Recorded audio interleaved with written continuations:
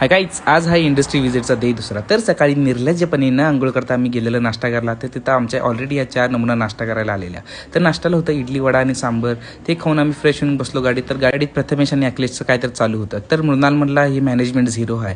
तिथून आम्ही गेलं शिव समर्थ स्मारक बघायला. तिथे आम्हाला JNPT बद्दल खूप काही माहिती सांगितली व ही मूर्ती 5000 किलोची आहे आणि पंचधातून बनवलेली आहे.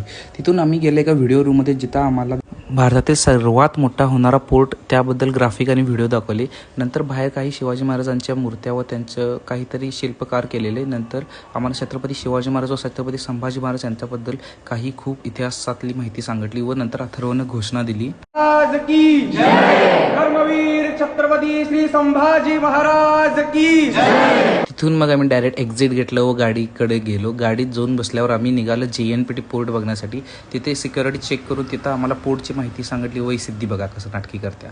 तिथून आम्ही गेला टाउनला. तिथं अथर्वनं घेतला गॉगल. तर ताज हॉटेलच्या साईडला सनसेट होत होता. तर आणि अथर्व आणि व्यंकटेश HOD सरांबरोबर काहीतरी डाळ शिजवत होते. तिथून आम्ही बघितले इंडिया गेट आणि सगळ्यांचे 1760 फोटो काढून आम्ही निघालो गाडीच्या दिशेने. तिथून आम्ही गेलो मरीन ड्राईव्हला रात्री चिल करण्यासाठी. तर तिथे व्यंकटेशची जुनी दुःखद कहाणी ऐकून आम्ही गेलो आमच्या हॉटेलला. मी आणि व्यंकटेश अथर्वची चेष्टा करत बसलेलो. थोड्या वेळाने सगळा ग्रुप आमच्या रूममध्ये आला. तर आम्ही सगळी बॉटल स्पिनचा गेम खेळायला लागलो व ज्याच्यावर नंबर येईल त्याला डान्स करायला लावला.